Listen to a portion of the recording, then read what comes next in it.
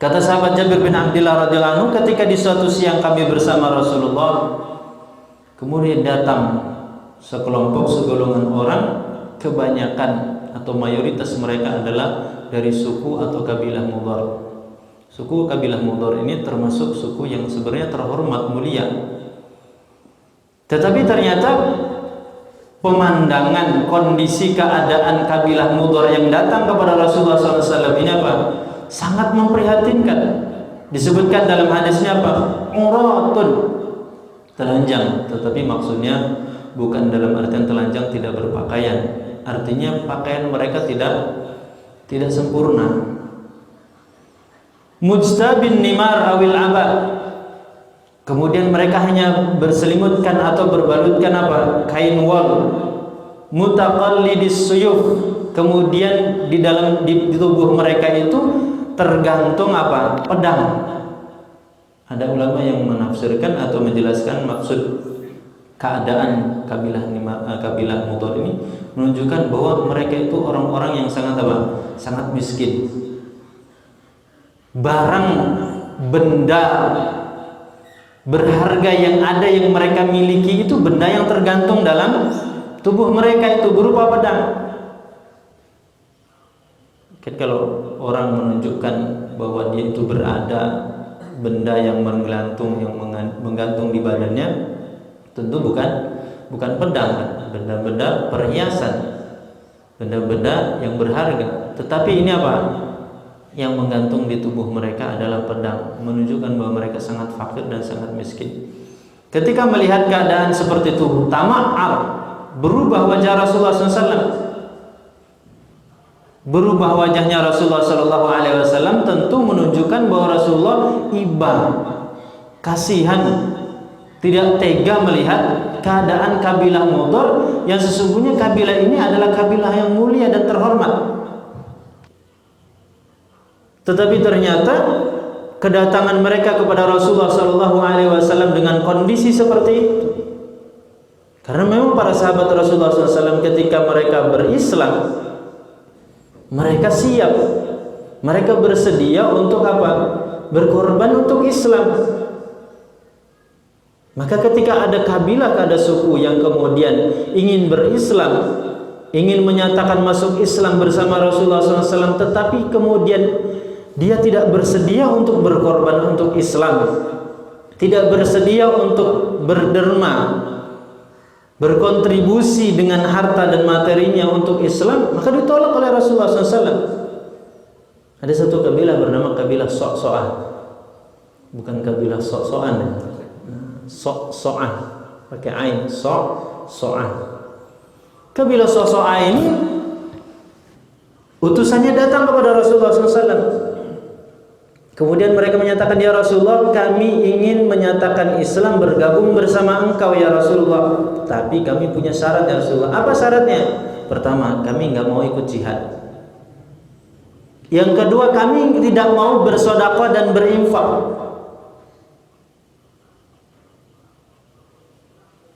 Ternyata apa? Ketika mendengar demikian, apa kata Rasulullah SAW? Lalu kalian mau masuk surga pakai apa? Mau masuk Islam, nggak mau infak, mau jihad. Apa kata Rasulullah SAW? Kalau demikian saya tidak butuh kepada kalian.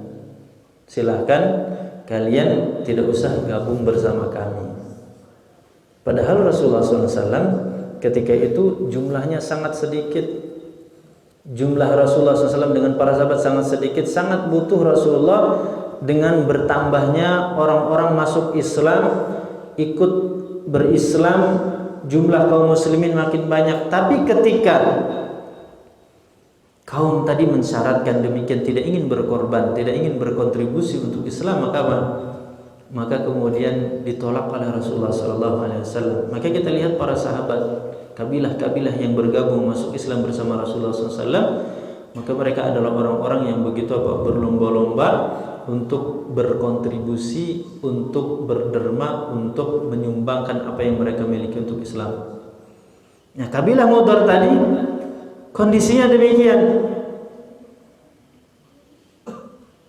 Tentu Rasulullah SAW tidak tega melihat kondisi yang demikian.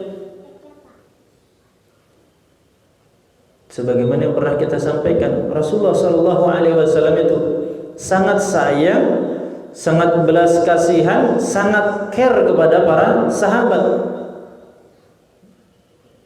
Kita ingat firman Allah Subhanahu wa taala dalam surat At-Taubah, "Laqad ja'akum rasulun min anfusikum azizun 'alaihi ma 'anittum harisun 'alaikum bil mu'minin raufur rahim." Dalam ayat itu Allah menyebutkan apa? Azizun 'alaihi ma 'anittum. Berat. Jadi beban bagi Rasulullah SAW ketika melihat sahabatnya mengalami penderitaan. Jadi pikiran yang mengganggu, pikiran yang menggelayuti Rasulullah SAW ketika Rasulullah melihat kondisi sahabatnya perlu ditolong, perlu dibantu. Maka dalam hadis ini disebutkan fatama'ar, berubah wajah Rasulullah, menunjukkan Rasulullah SAW begitu kasihan melihat kabilah Mubarak. Akhirnya apa?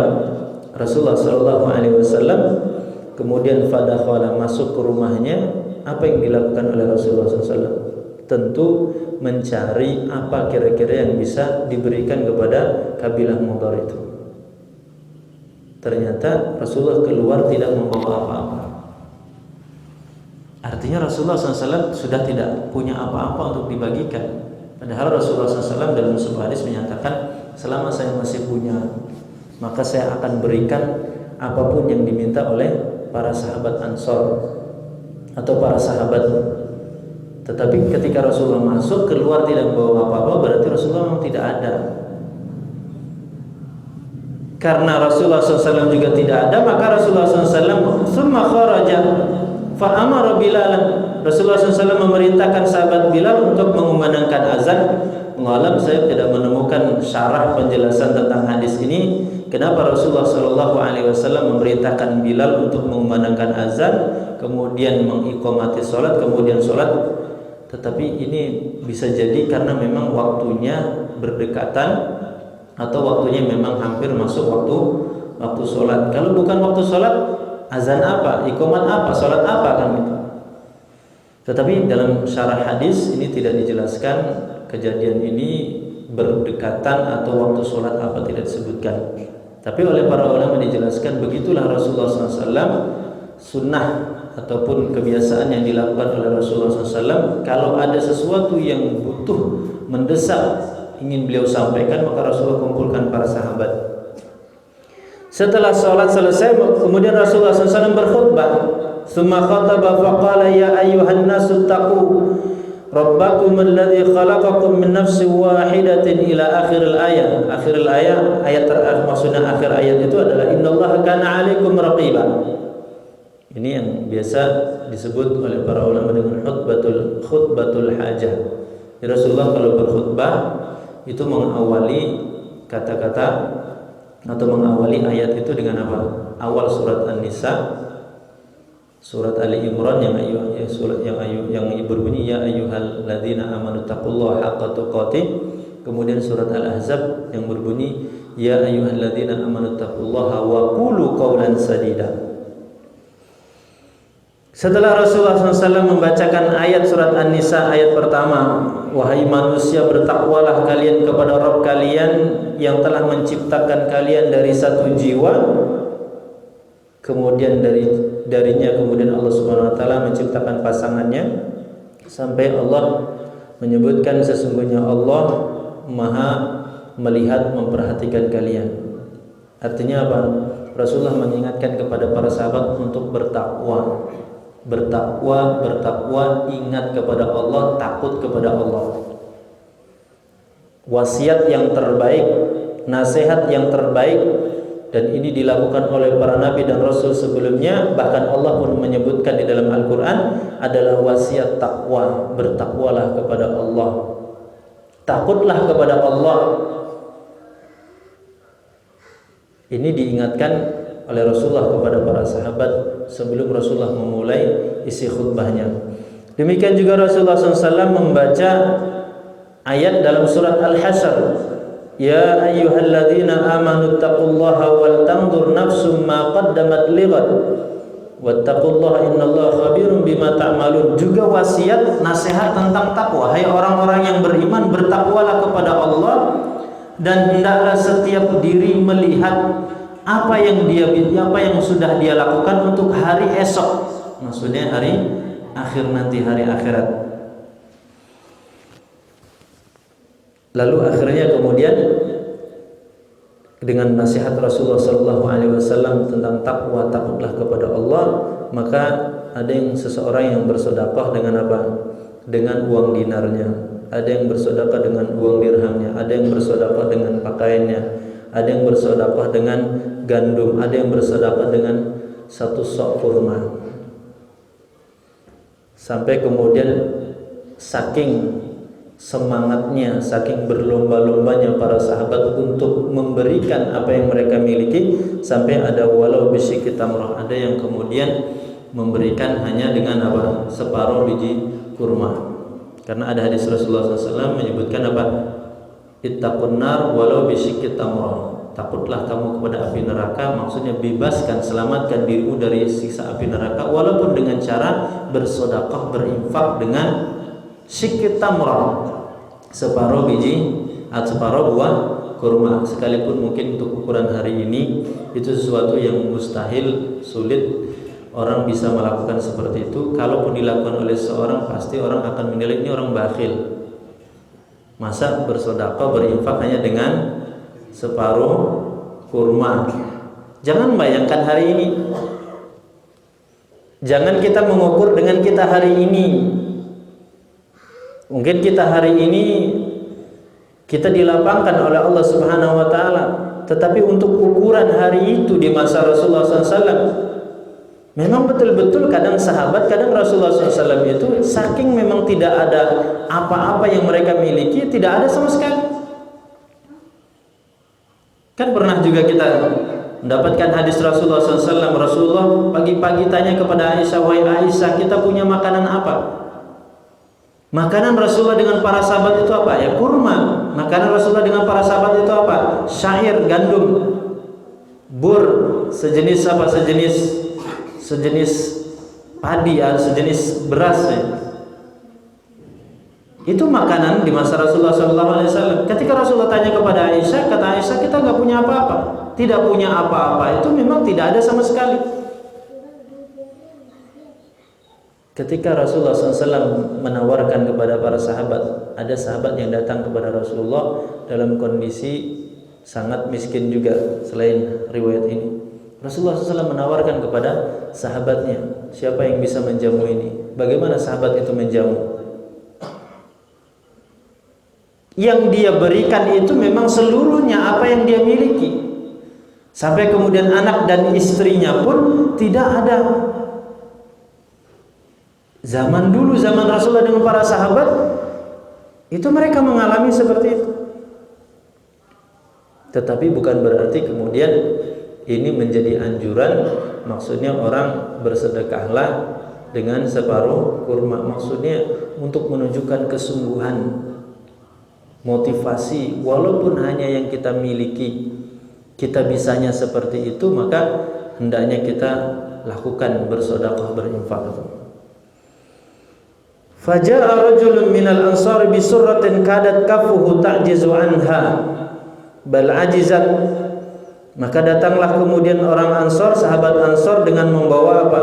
Membawa semacam satu karung yang berisi kurma, sampai-sampai dia tidak sanggup membawanya. Lalu kemudian ketika sahabat-sahabat lain melihat sahabat Ansor melakukan demikian, maka berbondong-bondonglah orang kemudian mengikuti, mencontoh apa yang dilakukan oleh sahabat Ansor ini.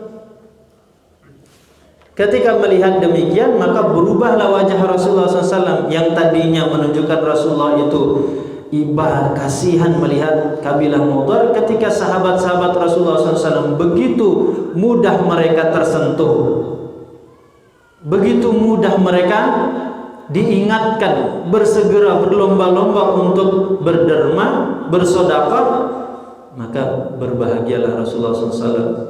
Berubahlah wajah Rasulullah SAW menjadi berseri-seri. Akhirnya Rasulullah SAW memuji memuji sahabat-sahabatnya dengan mengatakan apa?